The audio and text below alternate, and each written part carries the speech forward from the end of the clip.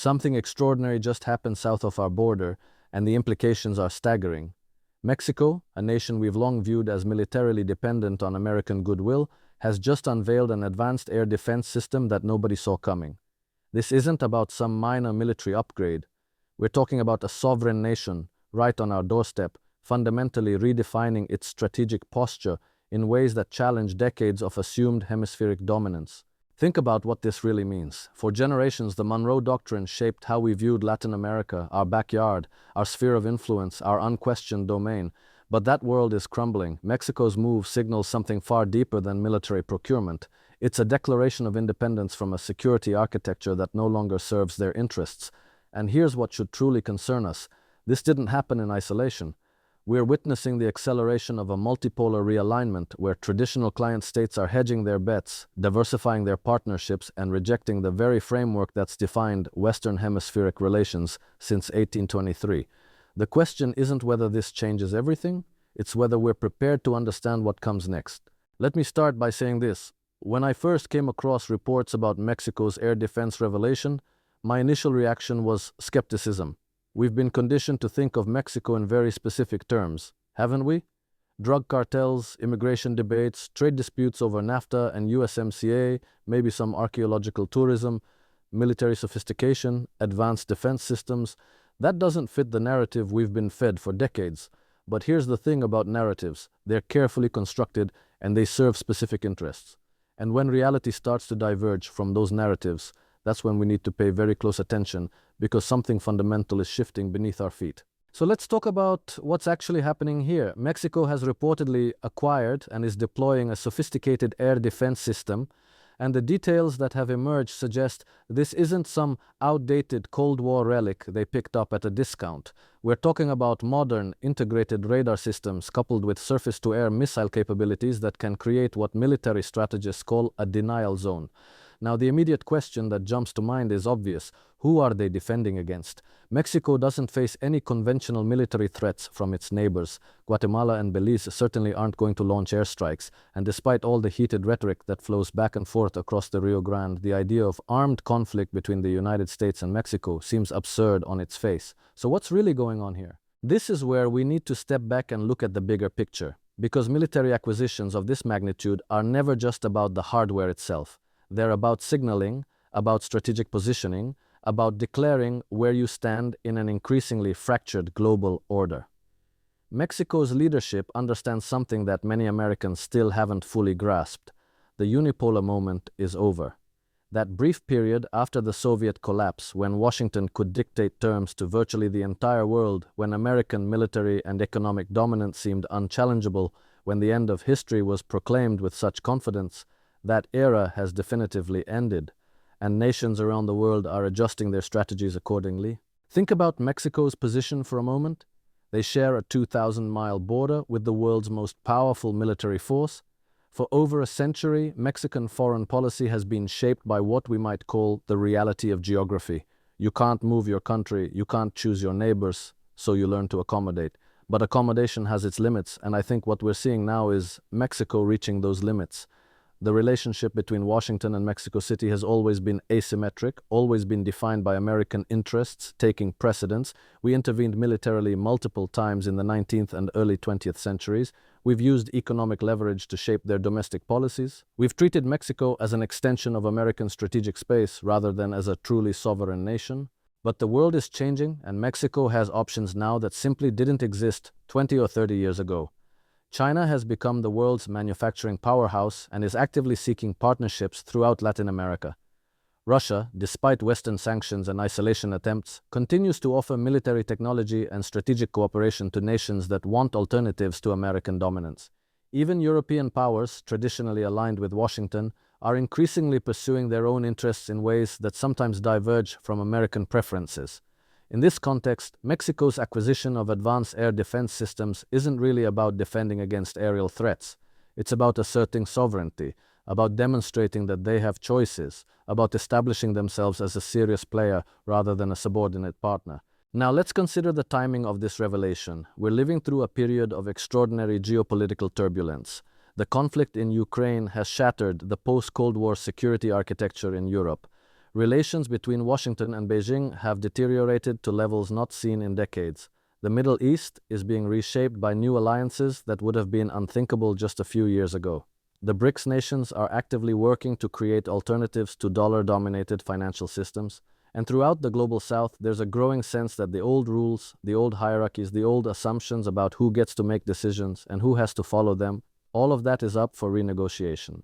Mexico is positioning itself for this new reality. They're not doing it loudly or confrontationally because that's not the Mexican style and it wouldn't serve their interests, but they're doing it deliberately and systematically. The air defense system is just one piece of a larger strategic reorientation. Look at their recent diplomatic initiatives. They've strengthened ties with China despite American pressure to maintain distance. They've refused to join the sanctions regime against Russia. They've taken independent positions on various international issues in ways that quietly but clearly establish their autonomy from Washington's preferences. What makes this particularly significant is that Mexico isn't some distant country that Americans can afford to ignore. This is our immediate neighbor, our third largest trading partner, a nation deeply integrated into North American supply chains and economic networks. When Mexico starts making strategic decisions that diverge from American interests, that has immediate and tangible implications. And here's what I think is really happening. Mexico's leadership has concluded that the risks of remaining entirely within the American orbit now outweigh the benefits. They're hedging, diversifying their partnerships, creating strategic flexibility for themselves. From a purely military perspective, an air defense system gives Mexico something they've never really had before: the ability to deny airspace over their own territory. Now again, this isn't about defending against an American invasion. That's not a realistic scenario, and everyone knows it, but it's about establishing a credible deterrent to any form of aerial intrusion, whether that's surveillance, drone operations, or any other activities that might be conducted without Mexican consent. It's about drawing a line and saying, this is sovereign territory, and we have the means to defend it. The psychological and political implications are enormous. For decades, the underlying assumption in US-Mexico relations has been that Mexico ultimately needs America more than America needs Mexico. That assumption has shaped everything from trade negotiations to immigration policy to counter-narcotics cooperation. But what happens when Mexico demonstrates that they're willing to pursue security arrangements independent of American approval? What happens when they show that they have alternatives, that they can source advanced military technology from other suppliers, that they're not as dependent or as compliant as we've assumed? I think we're about to find out, and I don't think Washington is prepared for what this means.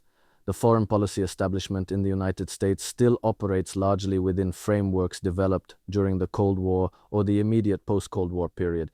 There's still this assumption that American preferences should naturally take precedence, that other nations will ultimately defer to American leadership, that the existing international order, with all its inequalities and asymmetries, will continue indefinitely. But Mexico's air defense system is a small but significant crack in that edifice. Let's talk about the regional implications for a moment. If Mexico can successfully acquire and deploy advanced air defense systems, what does that mean for other Latin American nations? Countries throughout the region have watched as the United States has intervened in their internal affairs for over a century.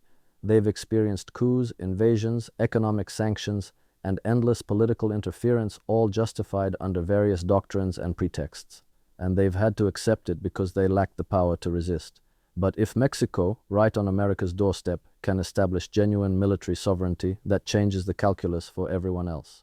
Venezuela, which has been under intense American pressure for years, is undoubtedly watching this closely. So is Nicaragua, so is Cuba, so are Brazil, Argentina, and other larger nations that have sometimes chafed under American dominance but lack the leverage to chart fully independent courses. Mexico's example suggests that the space for autonomous action is widening, that the consequences of defying American preferences are becoming less severe, that alternatives exist for nations willing to pursue them. And here's where it gets really interesting from a global perspective. What we're witnessing in Latin America is part of a much larger pattern. All around the world, in different regions and different contexts, nations are reassessing their relationships with the United States and with the broader Western alliance structure. They're calculating that the world is becoming multipolar, that China and Russia and other powers offer viable alternatives to exclusive partnerships with Washington, that the costs of maintaining independent foreign policies are declining while the benefits are increasing. This isn't happening because these countries suddenly developed anti-American ideologies or because they've been seduced by Chinese propaganda. It's happening because the objective conditions of global power are shifting. The United States still possesses enormous military and economic capabilities, but those capabilities are no longer overwhelming relative to the rest of the world. American economic dominance has eroded as manufacturing has relocated and as other economies have grown. American military supremacy, while still formidable, has proven unable to achieve decisive victories in recent conflicts from Iraq to Afghanistan. American soft power and moral authority have diminished after decades of interventions, scandals, and broken promises. Mexico's air defense system needs to be understood in this context. It's not an isolated event or a quirky anomaly. It's a symptom of systemic change, of a global order that's being fundamentally restructured. And the question for Americans is whether we're going to recognize what's happening and adapt our strategies accordingly, or whether we're going to cling to outdated assumptions and watch our influence continue to erode. Now, I want to address something that I'm sure some people are thinking. Isn't this alarmist? Isn't it an overreaction to read so much significance into a military procurement decision? Maybe Mexico just decided they needed better air defense capabilities for perfectly mundane reasons. Maybe this doesn't signal any kind of strategic realignment at all. And look, I understand that skepticism. It's healthy to question grand narratives and to resist the temptation to see every development as evidence of some sweeping historical transformation. But here's why I think this matters. Geopolitical shifts don't usually announce themselves with dramatic declarations or obvious turning points. They accumulate gradually through hundreds of small decisions and policy adjustments that individually seem minor but collectively represent fundamental change. Mexico's air defense system might seem like a small thing in isolation, but when you connect it to other developments, their diplomatic outreach to China, their refusal to align with American sanctions policies, their increasingly independent stance in international forums, a pattern emerges. And that pattern suggests that one of America's closest neighbors is quietly but deliberately repositioning itself for a post-American century. What does this mean for ordinary Americans? Well, it depends on how our government responds. If Washington recognizes that the world has changed and that maintaining partnerships requires treating other nations with genuine respect rather than as subordinates, then this could actually lead to healthier and more sustainable relationships. Mexico could become a true partner rather than a client state, and that might serve both nations' interests better in the long run. But if Washington responds with pressure, threats, or attempts to punish Mexico for pursuing independent policies, then we're going to see relationships deteriorate, cooperation break down, and American influence in the region collapse even faster. The tragedy is that so much of this was avoidable. If American foreign policy over the past few decades had been more restrained, more respectful of other nations' sovereignty, more focused on genuine partnership rather than dominance, we might not be in this position. But we pursued regime change wars, we imposed sanctions regimes that hurt ordinary people, we lectured the world about democracy while supporting dictators when convenient, we violated international law when it suited our purposes, and we assumed that our power was so overwhelming that we could get away with anything, and now the bill is coming due. Mexico's air defense system is a small piece of that bill. It's a reminder that sovereignty matters, that nations remember how they've been treated, that power imbalances don't last forever. It's a signal that the assumptions underlying American foreign policy for the past several generations are breaking down, and it's a warning that if we don't fundamentally rethink our approach to the world, we're going to find ourselves increasingly isolated, increasingly irrelevant, and increasingly unable to shape events in ways that serve our interests. So when you see reports about Mexico's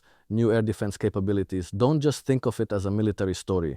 Think of it as a barometer, a measure of how much the world has changed and how much further it's likely to change in the years ahead. Think of it as evidence that the geopolitical landscape is being redrawn, that old certainties are dissolving, that new possibilities are emerging, and ask yourself, are we ready for what comes next? Because ready or not, it's already happening. The world is moving on, and nations like Mexico are deciding that their futures lie in strategic autonomy rather than perpetual subordination. That's the real bombshell here, and its implications will reverberate for decades to come.